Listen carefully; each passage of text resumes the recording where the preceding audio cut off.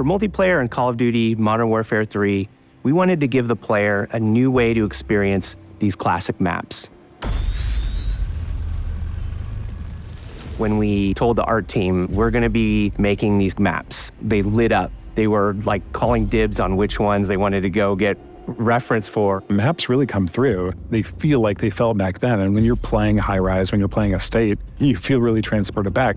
We questioned a lot of what was good about the movement of older games, what was good about the gunplay of older games, and the same with the newer games. So we tried to marry a lot of those things together. The way we approach it is that, how are we gonna make these the best versions of those maps that people have ever played? Because that's what we wanted. That's what we want as fans.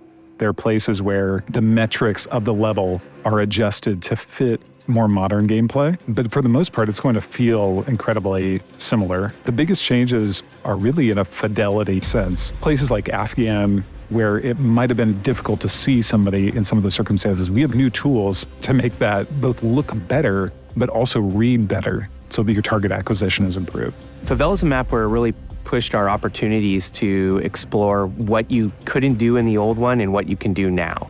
From an artistic side, the map has more detail than I think any other map.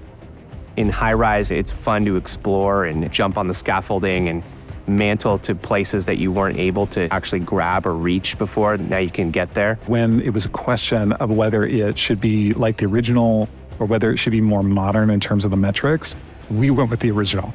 And we pushed very hard to make sure that that experience was as close to the original as we possibly could while we modernized the look of the map. I've seen people play it for the first time and they don't really know what they're gonna see, and when that load screen shows up for Favela or for Quarry, you see them light up like, oh my gosh, these are the maps that I've been hoping they would remake. The whole team here is super excited to bring all of these maps to fans everywhere.